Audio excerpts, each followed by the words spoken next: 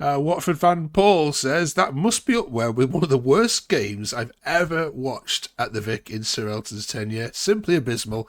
I feel so sorry he had to witness that. Welcome back to 20 minutes of Watford chat. Yes, this week we've had more photo opportunities in our shirts than we've got points.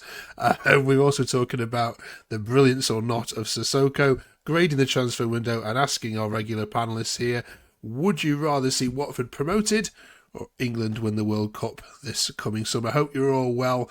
We're not going to be too reactionary on here, but welcome to what's going to be a very interesting 50-minute Watford chat.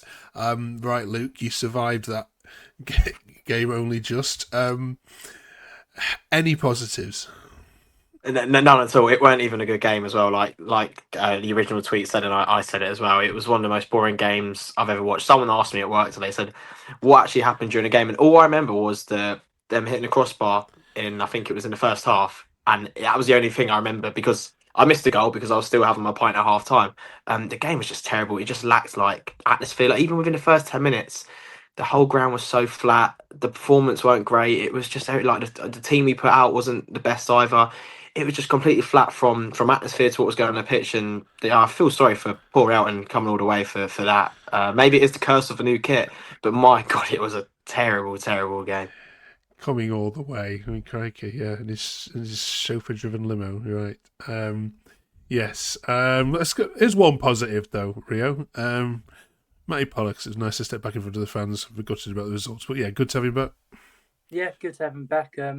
At the start of the season, we thought he was going to be first choice, but obviously he got injured in pre-season, and Caben came in, and Caben's done great actually. Apart from Saturday, he wasn't great, and obviously Elaine's come in, but it shows even when we may be down to the bare bones at centre back, you can play Elaine left back, Pollock centre back.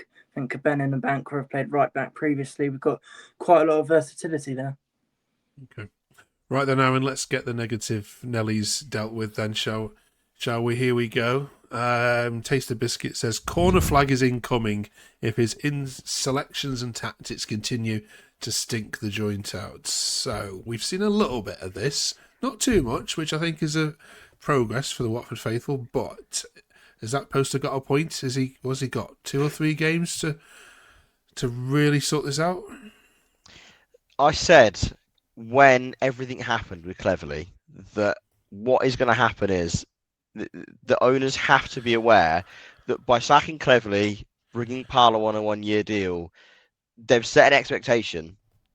They've spent all this, well, they've not spent a ton of money, but they've brought all these players in. They've got a guy on a 1-year contract, and they've said the aim is the playoffs. So they now have to accept that if we aren't in the playoffs, people are going to get on the manager's back, and they're back again. And rightly so. If that's what you're telling us, then we can only go off what they give us. So I honestly think he probably hasn't got too many games, particularly that the run of games we've got. I think we've got about 4 games where the opponents are really sort of ones we should be beating before we've got a pretty tough run. If we don't see 9 points out of the next 4, I really feel for Paulo. I think he'll probably get 3 games, and if we don't see more than 4 points in them, he'll be gone, because if the expectation is playoffs, we're not going to get it playing like we did. I don't know about anyone else, but I saw the team selection, and I did expect there to be rotation, given we had Neshri and Kunda that was on international duty, and only flown back recently. A few of the players that are in the African teams were playing in their qualifiers, that only flew back on the Thursday. So I get that we had to, manage the minutes and start with a few on the bench, but I was baffled.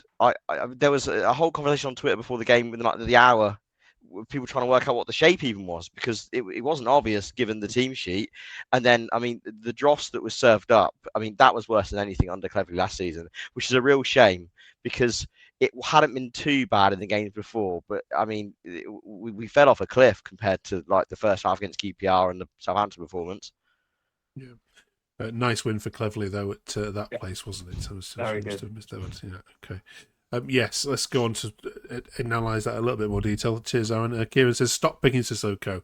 He adds nothing and slows down the attacks to a grinding halt. He is asking for the sack if performances continue to be as bad as that. Yes, Watford Twitter Luke has not been kind to Sissoko. That's probably one of the nicest ones we found. Was he that bad? He's just so poor within a two in the middle. It's just because he hasn't got the legs anymore, and I think it's the style of play that we're trying to play with him as that type of player. He doesn't suit it. I think if he was going to suit it, we'd have to go for a free midfield, and it'd have to be in the second half. He hasn't got the legs for full 90. But on the back of Aaron's point in terms of how the manager's been so far as well, I just want to sort of say that we haven't had like our full strength team yet. I was thinking about this earlier. We've got a really, really strong side if we had full strength. You know, if we did a 4-3-3, our midfield three is probably Kiprianu, Loser, Georgie, and you have a front three of Bar, Irikunda, Koimgard. If we get that team out under Paulo, we'll do things. We haven't even seen about four of them six on the same pitch at the same time. I think if that happens, that's probably what is on Paulo's side at the moment. He's going to sort of say, "Well, look here. I haven't been able to play my best side that I've got because Georgie, our ball carrier, has been injured." So I do think that he might get given the benefit of the doubt, and we do need to pick up points now. But hopefully, we've got these players coming back now, and it'd be a lot better. But Sissoko, on the original point of the question, he's just lexicon. I think it's just one of those things. He's just not at the level anymore. Okay. Blackburn haven't been pulling up trees, Rio. It's fair to say they've just got beaten at home by Norwich. They haven't really started the season at all well. Harry makes the point: getting out coached by Ismail doesn't bode well for the future. What did you make of them? And does it make it slightly worse that it's against a team that is probably going to be below you come the end of the season? Yeah. Blackburn had lost quite a few key players. Domheim, who went to Wrexham. Tyler Dolan went to Espanyol. Weisman. They've lost quite a few key players, and we didn't really threaten them at all. I think that's one of the easiest 3 points to have all season. We had one shot on target, and I don't even know if me, Luke, or Aaron could tell you what that shot on target was. It was such a boring game. And what they did really well is obviously they were very deep. They were very deep, and every time Bar got the ball, who you'd say was, if anyone, was going to be our main threat on the pitch, they got 2-3 men on him, so he has to cut inside where he's best on the byline actually. So they marshalled Bar really well, and I think that's what led them to win. Okay, people say now the only player that came out with any credit is your new right back. Is that right? Would you any to add to that? I saw this. I'll be honest, I disagree. I actually didn't think he was anything Ngakia wasn't. I was surprised to see all the praise for him, to be honest. I mean, first game, and it was a terrible game by everyone.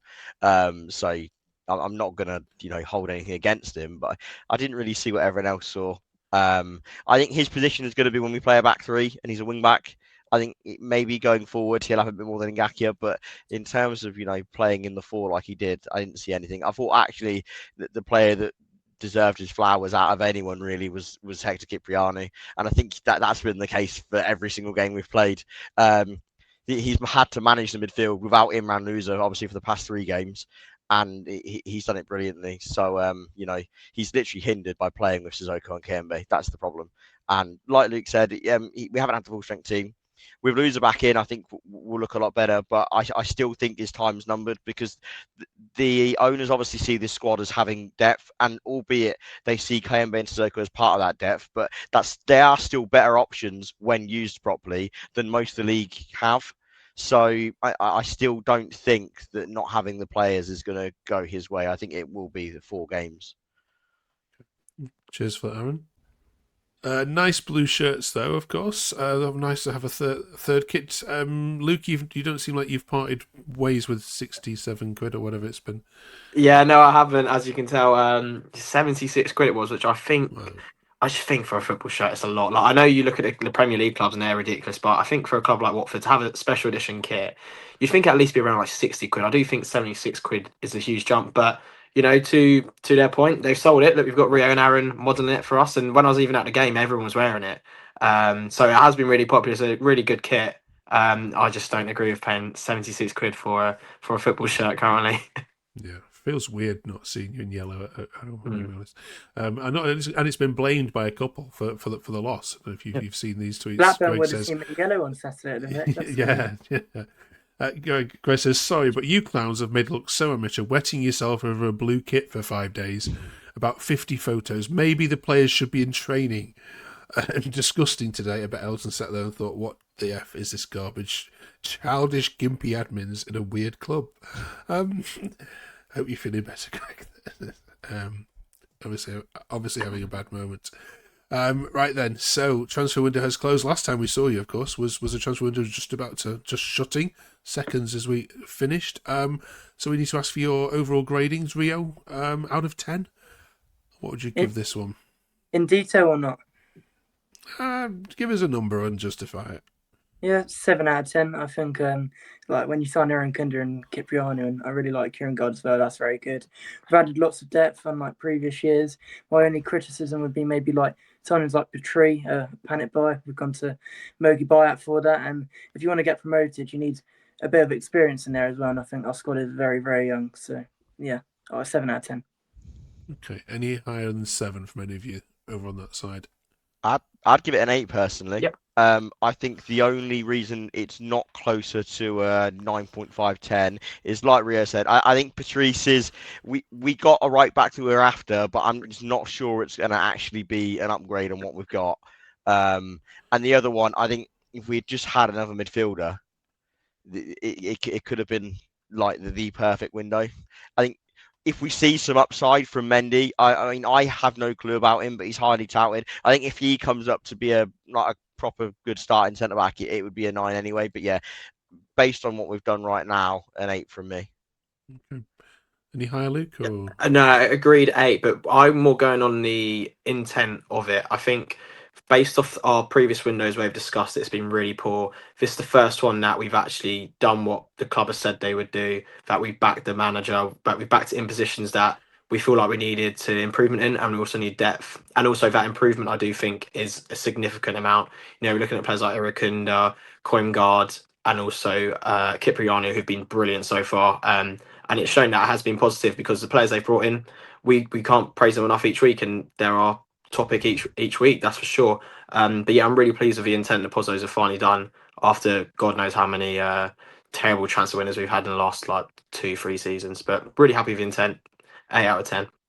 Oh, okay, let us know in the comments what you think. First of all, thank you for everyone who's joined us and found this little Watford community. If you've just found us, do press the sub. We're trying to get to 200. That'd be amazing in the next couple of weeks. Next week, of course, it's Millwall away on a Monday night. I'm not sure how many people are going to be tuning into that classic, but it was a good game last year, this fixture, wasn't it? Yeah. Plenty of goals. It was the opening day of the season, if I remember right. Yep. Yeah, brilliant, and a great result for you as well at the time. So, Rio, you'll be heading to this one.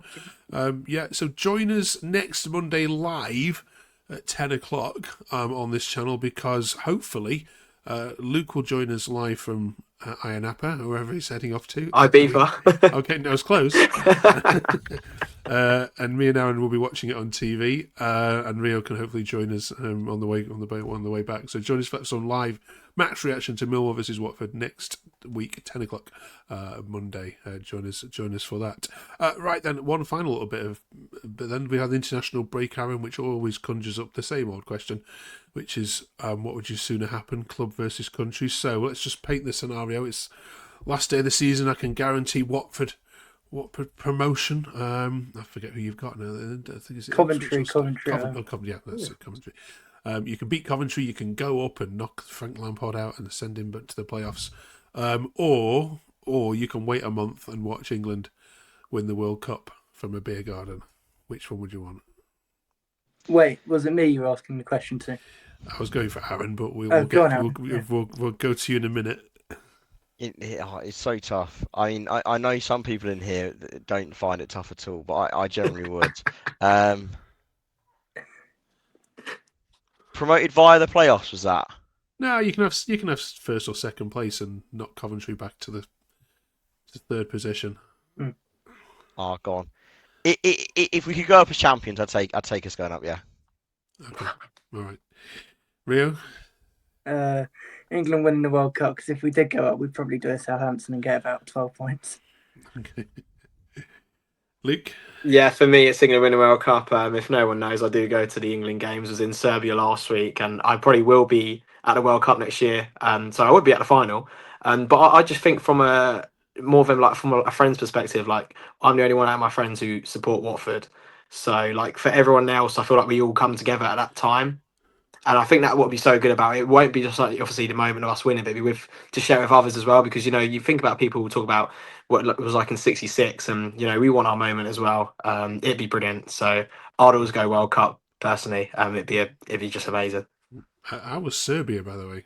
It was brilliant. Yeah, well, great result, wasn't it? It's much better than the game we Yeah. just talked about 10 minutes ago.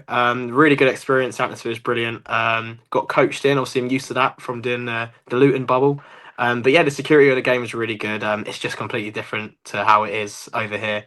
Great experience. If no one's ever done it before, I'd really recommend doing it with England. It's one of the best things to do. Okay, cool. Right, let's get back on track, shall we, then, next week at Millwall. We're not going back down the path of manager sackings or anything like that. We've already had one this week, and I think the whole country's laughing at what's gone on at Sheffield United. Right, join us then live next Monday on Where Hornets Walk as we do a live match reaction. Join us then. Thank you very much for your company this week. Thank you, Rio. Thank you, Aaron. Thank you, Luke. Good to see you all back. We'll see you in 7 days. Have a good one.